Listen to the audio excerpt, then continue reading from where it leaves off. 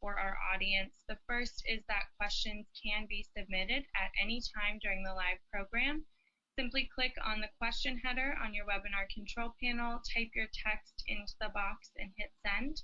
We'll try to address as many questions as possible at the end of the program.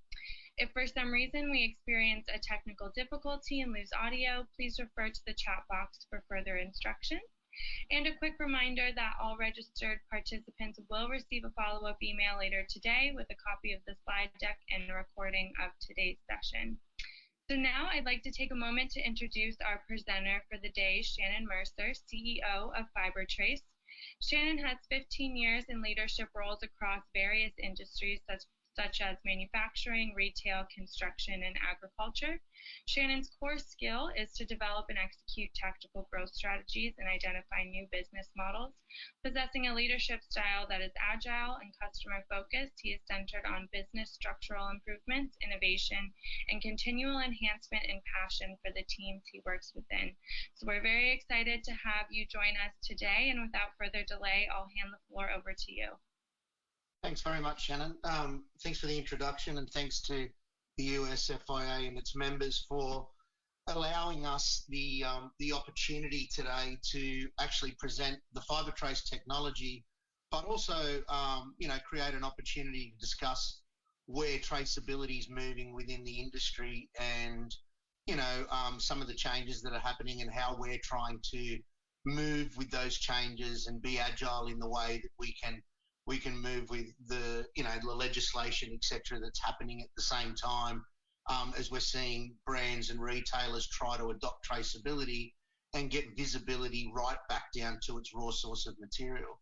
So what I wanted to do today is obviously give a demonstration of what the FiberTrace technology is, but at the same time touch on some of the challenges in the industry, and then the importance of distinguishing between different types of technologies that are out there and some of the values that some types of technologies bring to the table as opposed to others, and how they can be adopted and how brands and retailers are adopting those technologies in the supply chain to give some practical feedback on how traceability is being adopted. So without further ado, I will start to walk you through the screen.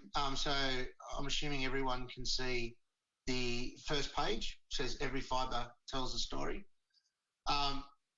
So basically, we went out on this journey about 3 years ago, and before traceability was a key deliverable in the industry. And what we were trying to do, we're actually cotton farmers here in Australia, and we wanted to trace our own cotton, so we understood the industry and we understood what was happening, because there's no more spinning mills, etc., here in this country, and we wanted to be able to trace our own fibre, understanding that particularly when we talk about cotton, but also other fibres, once they leave the farm, they move to spinners and then become parts of yarns that are potentially blended, or they are blended in most cases, Australian cotton. And we knew that we would never be able to try and find that fibre in its true form and bring it back to this country. And so we went on a journey, and we started working with the International Cotton Association and a fellow called Paul Stenning, whose expertise is in security paper. And so we looked at how technologies that were already out there and how we could actually grab that technology and then utilise that in fibres. And that's what we were able to do. We were able to take the technology that in its core sits in things like passports, the US banknote for some line, and actually grab that technology out of that and actually embed that into not only cotton but all man-made and natural fibres for the purpose of tracking and tracing that raw fibre through the supply chain. And so we went on this journey over the last 3 years and got our patents in place in the US and only more recently in Europe. And we looked at how we could actually deliver a solution not only at a technical level, but then actually working closely with industry and brands around building a full end-to-end traceability solution that could not only provide value to brands, but then in terms of actually supply chain management, but also gave them the opportunity to educate their consumers around the good things that they're doing and the supply chain that they're working with. And so we started to build this solution out, not only from a tech solution, which I'll show you in a minute, but also from a solution that could actually provide visible data to supply chains. And so we built our own portal as well. Because there's a lot of challenges that are out there. We've got, the key 4 things that we try and focus on is chain of custody, the ability to guarantee that quantity of fibre as it moves through. So is that bale of wool ends up being in that T-shirt, and can you actually deliver linear custody of supply along that supply chain? We're finding more and more that brands want to go a lot closer to the grower or a lot closer to the producer of the fibre. And how do we solve that problem? It needs to be easy to adopt. A lot of these technologies are easy to adopt and they deliver some value. Connecting a physical tracer to a fibre and then having that ability to connect that tracer to a digital platform is not as easy to adopt. So how do we actually make it easy to adopt? And so that's a core deliverable of what we're trying to achieve for the industry. And then, of course, storytelling, the ability to share those powerful stories. So actually brands that are doing the right thing, it gives them the ability to be able to demonstrate to their EP&L targets, etc., that they're moving towards a more sustainable supply chain. So there's sort of the 4 key things that the industry, I think, is focused on and what we're focused on trying to solve as well. And then obviously in trying to solve that problem, why do we want to solve that problem? Is because we want to allow brands to have 20/20 vision of that product all the way through the life cycle. And then having a physical tracer, what does that allow you to do? It allows you then to add additional metadata. So things like once you can confirm that original fibre is actually at that facility, well, then you can add additional metadata like certifications, shipping information, all the things that we see are now starting to change in the industry and starting to become more apparent in that they want to see those transaction certificates to ensure that there's custody of supply from its raw origin.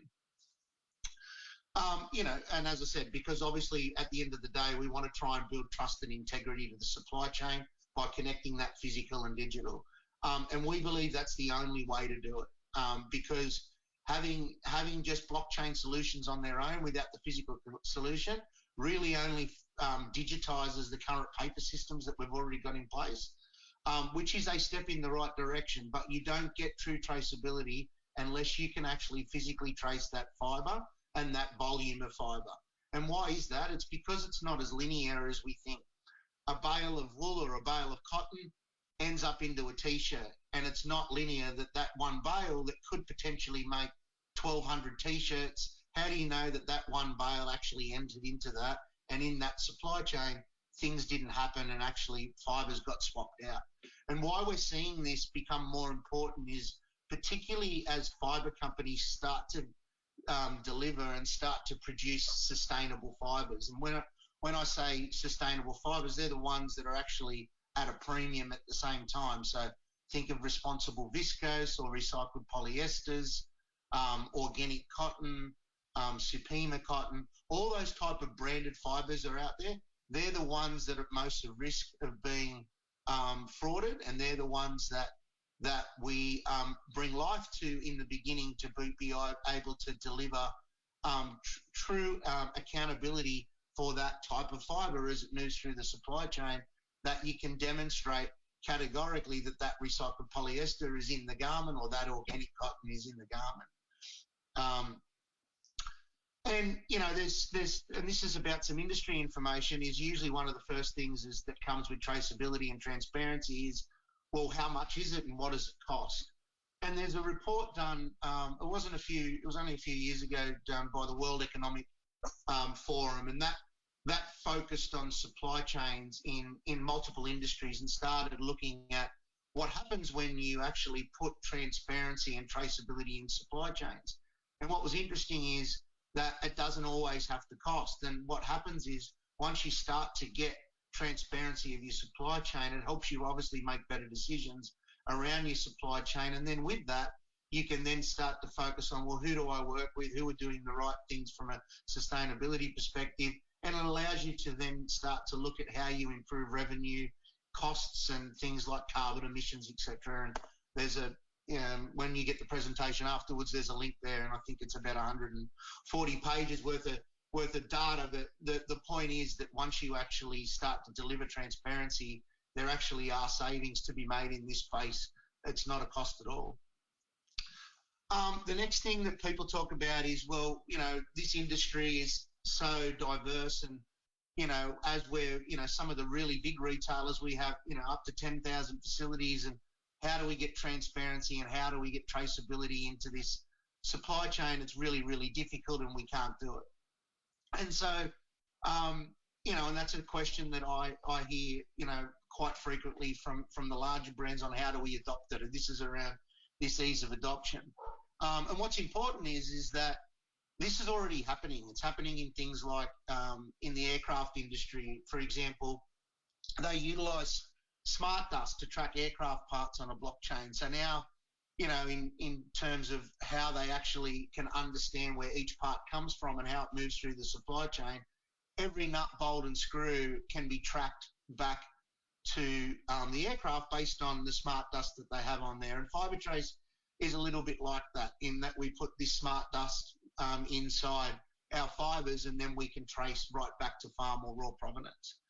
And then, obviously there was some other studies done by European Commission, that provided information, revealed that 42% of 344 sustainability claims use exaggerated, false or deceptive claims when marketing. And, I always say this, there's a fine line between very, very, very good marketing and the legal department, and ensuring that from a risk and compliance perspective, that you've also got that level of transparency and traceability in the supply chains is really important. So the reason why I talk about this slide is that industries are already adopting it. I think that, we're certainly seeing in the last sort of 12 months in particular, a move from this industry to move more and more towards traceability. And we're really encouraged by the brands that are now looking to adopt it and now looking to scale it. But it's not impossible to scale. And as I said, there's industries already out there that are doing it and doing it very well. And then obviously we start to look at how legislation's starting to impact this in this industry. And you would already know, being a US brand or retailer, that, there's been some changes in the legislation around importation of cotton from Xinjiang. This isn't the first time that cotton from a component from a certain country has been looked at over history, and having the ability to demonstrate that your fibre isn't coming from those regions and can prove provenance is important. Not just in the US, in the EU, there's some legislation being released recently that looks at having a tariff of 4% if you can't provide provenance. And so it's really important, as I think, as industry looks to evolve from itself in adding traceability and transparency. At the same time, we're seeing government put legislation in that's also adding pressure on brands to actually start to deliver traceability and transparency of their supply chains. So connecting physical and the digital. So, we created this solution to provide accountability, which leads to change. And there's a few things that we look at that offer three core benefits to global textile brands. One is authenticity. One, that we can guarantee that the product sold is indeed the raw fibre. As I said at the beginning, this technology is based on the same technology that's inside currency and passports. So it's pretty robust in terms of its ability to be frauded. A lot of people are using the technology, a lot of the higher end brands are using the technology not just from a transparency and traceability perspective, but they're also using it from a fraud detection perspective. So because the technology is that robust, in terms of it's as robust as the fraud of currency is that people are using it in that space. Two, the next core benefit is around storytelling. connecting that consumer. And as I said, we built the solution to be end-to-end. So not only do we collect information from the raw fibre level, but we also add information of the supply chain and then a component that allows brands to drag that data through to their consumers. And then obviously operational efficiency, because what that does, it allows brands to then know where their fibre is at any one day. So gone are the days where you would ask, has my fabric left this mill yet? You'll know because it'll be scanned in real time and you'll know that your fibre is in that space at any one time, and that can help lead to better decisions as you move through. So how does the tech work?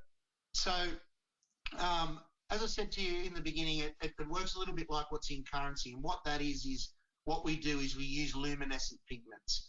And those luminescent pigments, they sit in things like, in the moment, they're being utilised a lot in things like in renewables. So things like, Tesla car batteries, in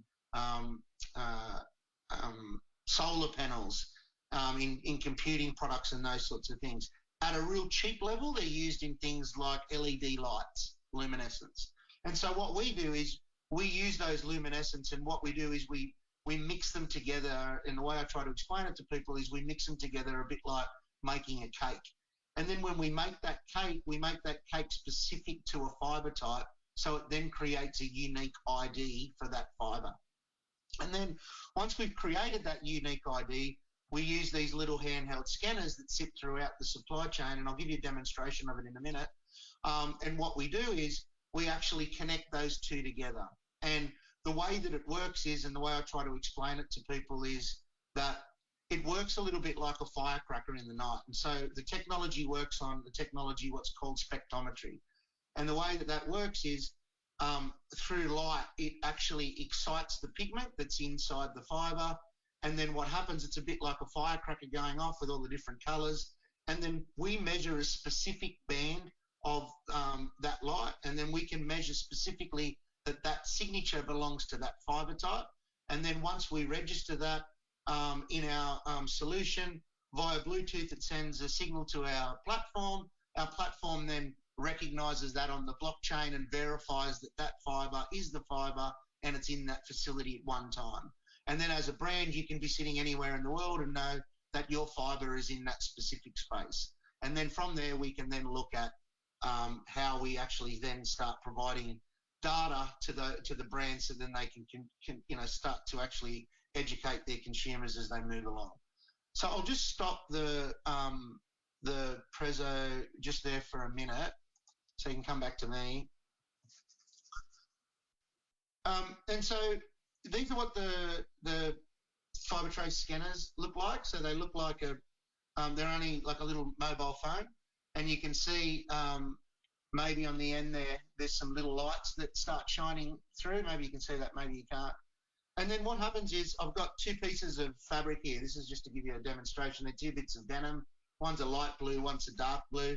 And then what happens is in real time, this fabric or this fibre would be in a certain facility. And then you'll see once we put that FiberTrace on there, there's a little blue light. And that little blue light means that we put FiberTrace on there and there's nothing inside there. It's just saying it's blue, it's empty, there's nothing in there, and we can't register it. What happens is when I move that and then I grab the darker denim and then I put the darker denim on there, you'll see what happens is that little blue light all turns to 5 green lights. And those 5 green lights demonstrate that the FiberTrace is inside. So the auditor then just presses the button and then it hits the platform and the brand knows that that fibre is specifically in there. The other thing that we can see with these 5 lights is if a product is diluted through the supply chain. So i.e., I'll give you an example. You've ordered organic cotton into a product and it got swapped out halfway through with 25% of an additional cotton. We would see the intensity of the signal drop and these lights drop, and the brand would be notified, and then they could send a team in to ask questions why that volume of fibre is no longer in that garment. So as you can see, it gives a real-time solution to traceability. And it doesn't require any laboratory testing or anything like that. It gives it to you in real time as it moves through the supply chain. And as you can see there, the normal QC person that sits throughout the supply chain can utilise these little scanners. They're cheap. They cost about the same as a mobile phone. And once you've got one, they can pick up the FiberTrace signal and then tell the brand there. And they can not just pick up the one signal, they can pick up any FiberTrace fibre signal that moves through the supply chain. So I'll bring you back to the presentation again.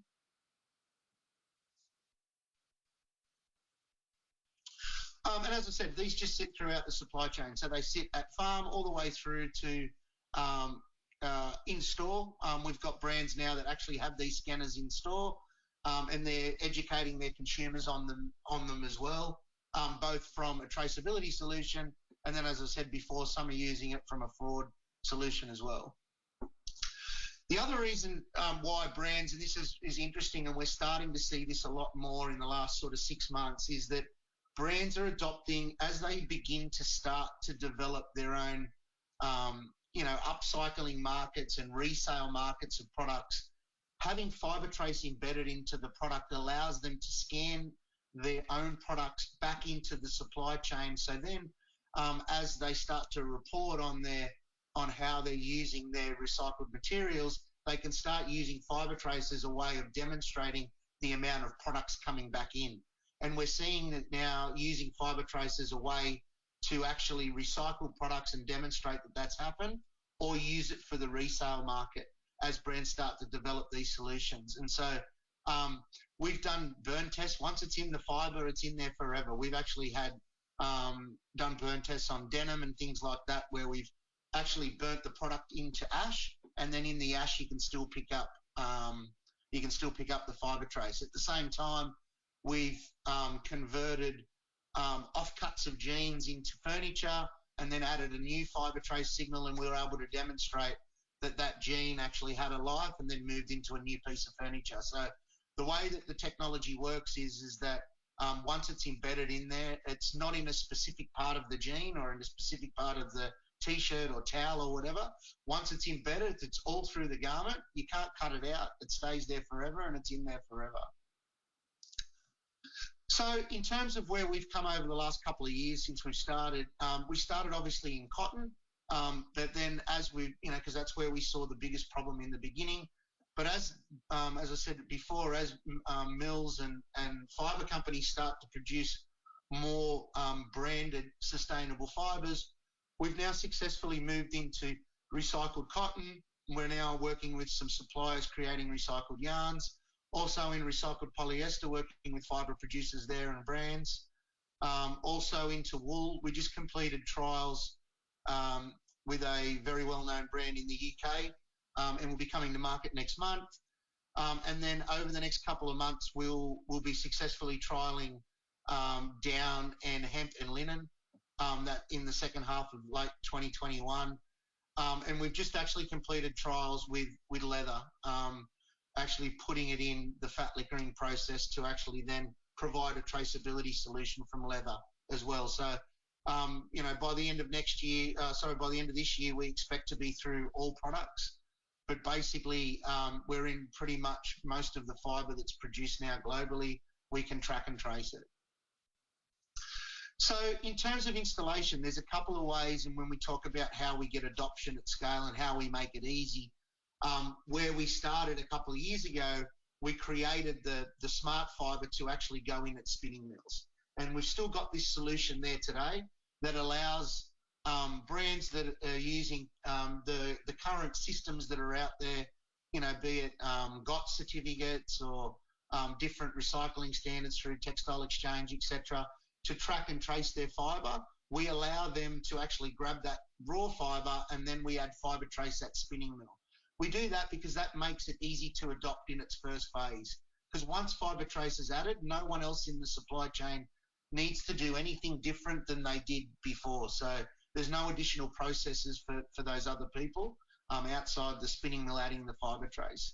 But as what we've seen particularly in the last 12 months, is brands want to now go to the actual raw material process. So they want to know the farmer that it came from, the region that farm was in, or that it came from a specific facility or a specific factory in a specific region, so they can tell that point of origin. And so we also can add FiberTrace at that at that level. And in cotton, we add it in at a gin on farm, or wool, we add it in at the scouring process, or for the other solutions like recycled polyester or viscose, we add it in the liquid process before they extrude the fibre.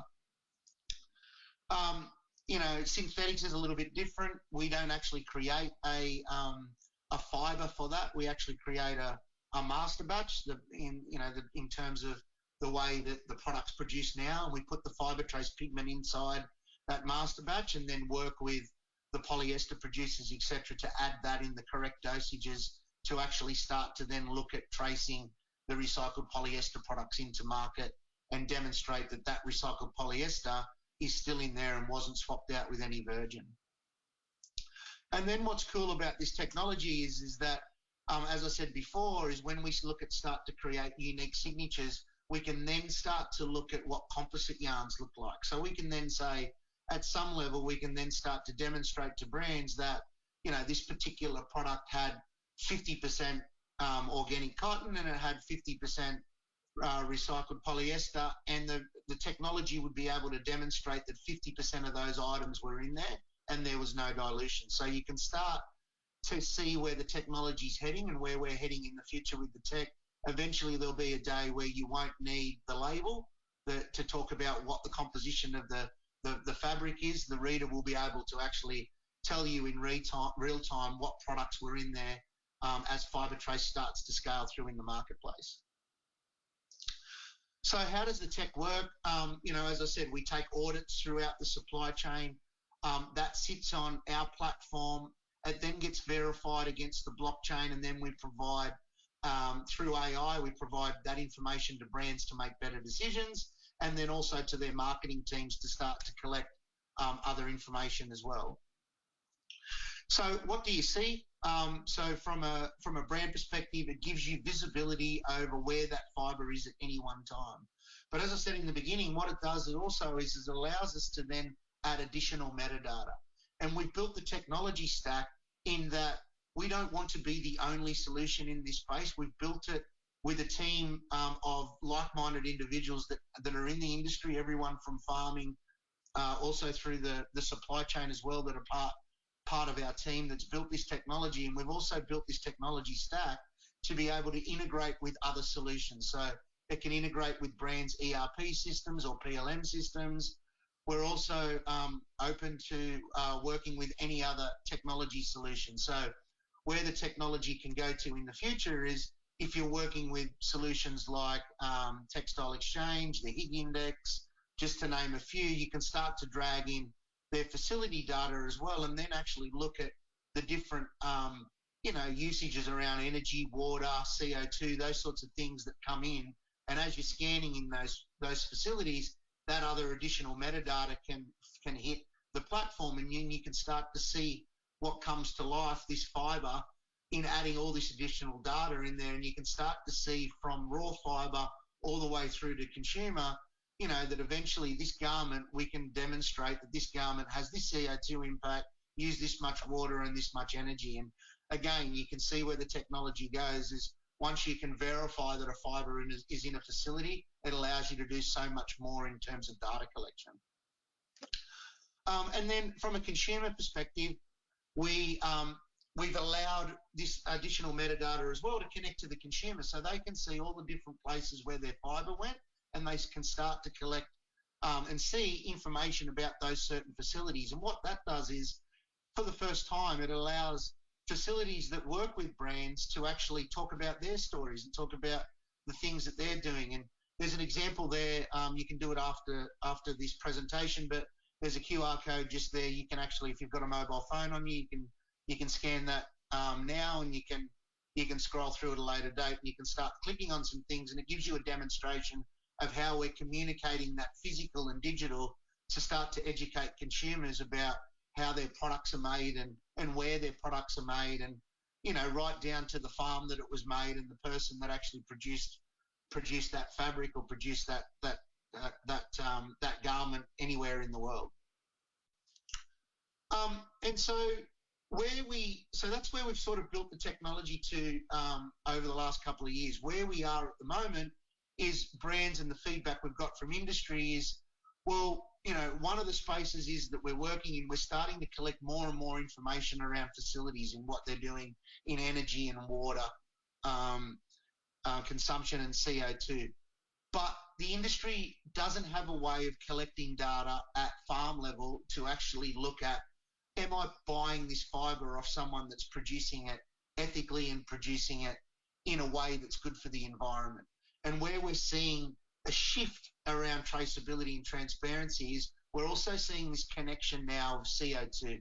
We're also seeing this connection of how carbon will eventually become a component of purchasing, particularly when it comes to raw fibre, particularly when it comes to things like cotton and wool, etc. And so what we've done is we've partnered with a company called Carbon Friendly to actually start to collect that farm data. And then once we start to collect that farm data, we can actually start to look at how we can actually combine then traceability and impact measurement at farm level. We don't move past that because there's a lot of companies out there that, like the Higg Index, etc., that are doing facilities. But at the farm level, it's one thing if we can demonstrate that there is a carbon score at the raw fibre, and then it allows brands then, as part of their EP&L commitments, to drag that inset credit all the way through. And we see that's where the future of traceability will come for brands in the future, and are able to actually connect that physical and digital with impact measurement. And so the technology is continuing to be built out in that space. We're focusing at the moment just on the raw fibre level, but we can, working with brands and working with farms, we can now start to collect that data as well. And all of that data is third-party verified as well. So you can have confidence in the data that's collected around that fibre. And so I'll just leave you with this last comment. I'm sure this will be a question that comes up. We launched about 7 or 8 months ago in market. One of the first brands we started with was a little denim brand here in Australia called Nobody Denim. They were our pilot, and we used them as sort of a bit of a guinea pig, which was fine with them, to test out all the technology before we moved further. The first sort of global brand that moved was the team at Reformation. They came out in March this year, and really have been a big driver in helping us give feedback on how we're developing the technology and where we're taking traceability. And we're in pilots with a number of large retailers and that across the globe at the moment that will continue to move to market over the next sort of 6 months. But yeah, that's a sort of presentation from our end. Keen to open up to get some feedback and some questions around the technology or traceability in general, and happy to answer any questions and look forward to getting some feedback. Well, thank you very much. And yes, we are now going to open it up to our audience members for questions. We're going to start with those that were submitted during the live presentation, but we encourage you all to continue submitting your questions using your dashboard. So our first question for you, will the pigment be washed off gradually? No. So the way that it works is the pigment is actually, it's really, really small. And when I mean really, really small, it actually goes inside a viscose fibre in one little tiny fibre. So it's actually embedded in the fibre. It's not on the fibre or around the fibre or sprayed on. It's actually inside the fibre. So it can't be destroyed. As I said, you can basically burn the garment, and in the ash, the pigment will still be there because the pigment's actually ceramic based. It's totally safe. It's safe on skin. All the certificates have been done. We've done just completed the certification around Okeotech standards, etc., to ensure that all of those boxes are ticked in terms of what the FiberTrace pigment is. In terms of how much we mix in, it'll be surprising. It's like 1 to 1,000. It's like 0.01% of fibre. It's near next dust. It's like dust. Wow, thank you. And our next question, has testing been done to vet the impact of the FiberTrace pigment on different types of fabric, like pilling, color fastness to light, hand feel, etc.? Yeah, absolutely. So we've tested pretty much every product known to man.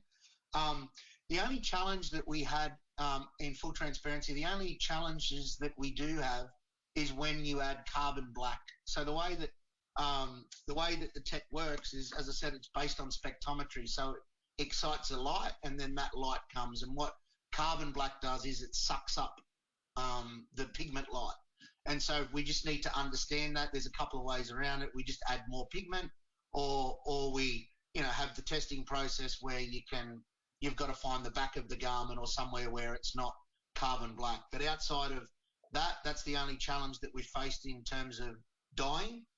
Everything else in terms of hand feel, et cetera, again, as I said, because you run at such small levels at 0.01%, it doesn't even have to register on any of the documentation that it's in the fibre, because it's such small levels at 0.01.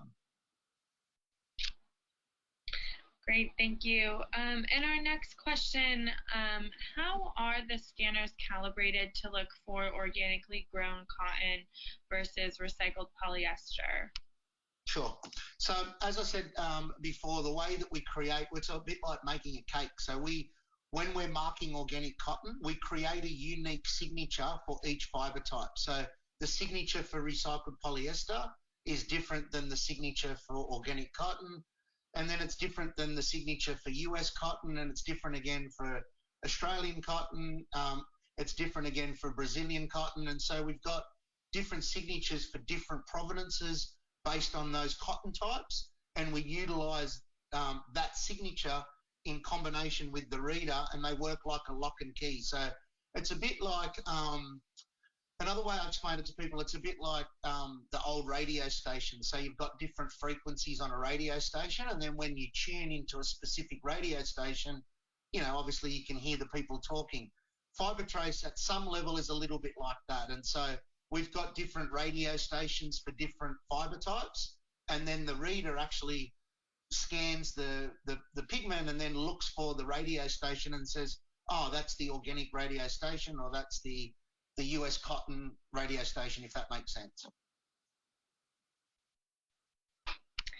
Great, thank you. And our next question is asking, how does the scanner work when there are more than one type of fibre?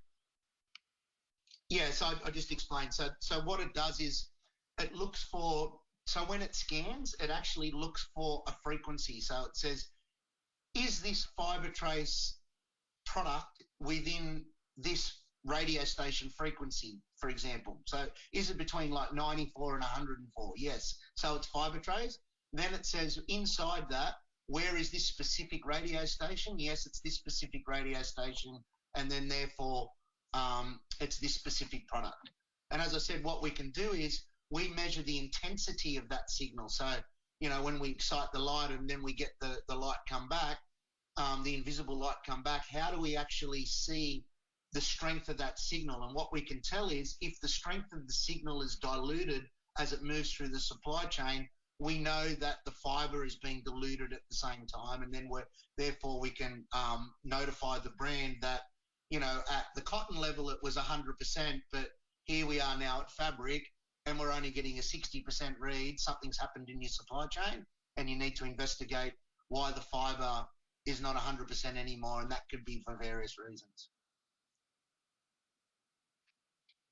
Great, thank you. And our next question is asking, how does the sourcing of raw materials and yarns change? We've been told from several suppliers that when cotton or yarn is bought, they're not buying to a specific customer or product, rather in lots. So can you repeat that question again? Sorry. Yes, I'm happy to read it again. So they're asking, how does the sourcing of raw materials and yarn change? I think based on what they've been told, that when cotton or yarns are bought, they're not buying for a specific customer or a product, but rather in large lots. Yeah, absolutely. So And this is where, FiberTrace and, the challenge of having a physical tracer added to a product and then getting adoption from an industry. It requires the whole industry to adopt it and adopt that platform or adopt that solution as a sustainability solution.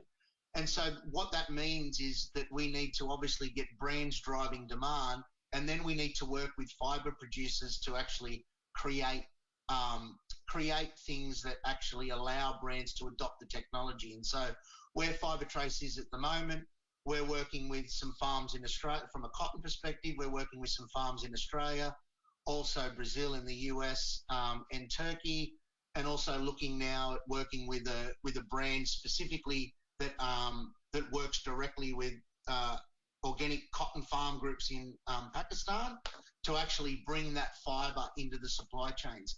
We've also built some strategic partnerships with some yarn producers globally as well to actually start to get FiberTrace yarns and that into the market to allow brands to actually adopt that.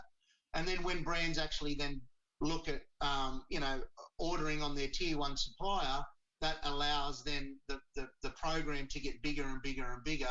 And then eventually we have a number of, where we are at the moment, we've got a number of spinning mills also and cut and sew facilities that are joined the program as well. And every day it gets bigger and bigger, and the ecosystem gets bigger and bigger of people that are using FiberTrace, have the scanners in place, and are adopting either the cottons or the recycled polyesters or the viscoses that have FiberTrace as just part and parcel of their offer moving forward. Great, thank you. And our next question, are you able to develop a unique signature for Xinjiang cotton? So the answer to that is absolutely. The challenge would be to have China want FiberTrace in their cotton to demonstrate that their cotton is from Xinjiang and from no other place, and I just don't think that's going to happen. Where it's in actual fact, it's moving the other way. It's putting FiberTrace in everything but that to demonstrate that it's not from that region. We're open to working with any country that wants to look at tracing their fibre. Obviously that we've got some rules around the type of fibre that we trace. For example, if you want to trace organic cotton, we will only put the tracer in if a GMO test is done on that cotton before ginning, because obviously we're all about transparency and traceability, and we don't want to be in a position that we're tracing a product that's not the real product. And so we have got some governance around the types of fibres we'll trace and what we expect in terms of that. But where we're seeing, particularly around the US changes on Xinjiang, it's more about demonstrating it's not from that region as opposed to the other way. Great, thank you. So we have just a few more questions for you. The Sure. next one is, how is the authenticity of the pigment guaranteed so no one else can replicate it and use it in any geography? Yeah, it's a good question. So, as I said, the technology, there's multiple pigments out there, and there's multiple cheaper pigments that are open to fraud. They're a bit like DNA markers. They can be copied. What we've done is we've partnered with there's only one or two in the world that produce high security pigments. And as I said, they're those pigments that are actually developed for countries' currency or countries' high security documents. And so, the question is, can FiberTrace be copied? The answer is very, very unlikely. It's as likely as currency is to be copied. Can it be copied? Probably one. Could it be reverse engineered eventually? Yes, but currency can too as well. But in terms of the FiberTrace part, there's multiple factors. There's getting the grade of pigment and actually creating that specific pigment. And then even still, if you did a lab test, you would still be able to then, if you just didn't use these little spectrometers and you actually did a lab test, you'd still be able to pick up the difference that it had been frauded and demonstrate that it wasn't a FiberTrace signature. So I won't say it's 100%, but it's pretty close. It's high 90s that it's nearly impossible to copy. Well, thank you. And we just have 2 more questions. Are you able to speak on the difference between FiberTrace and Applied Sciences DNA? So applied DNA. So applied DNA.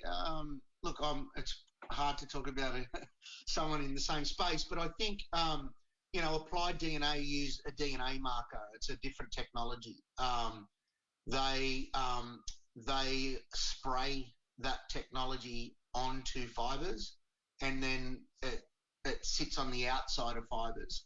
I'm not sure of its, how it stands with long-term use after washes and things like that. I know there's been some challenges with DNA markers in the past around their ability to be copied. But again, I think the main difference I know is one's sprayed on and one's actually embedded into the fibre. They're the core differences that, in my understanding of what that tech is. Secondly, I'm not too sure that they have an end-to-end solution in connecting the physical with the digital traceability solution that gives full visibility of one product in one area and allows you to add other metadata, as I said, like transaction certificates and BCI certificates or whatever it is else you want to house in that same thing, where my belief is we're the only solution that's built that complete end-to-end product. Great, thank you. And just one final question. Could you remind our audience members where to go if they'd like more information about FiberTrace? Yeah, sure. So you can visit our website and there's a contact page on there.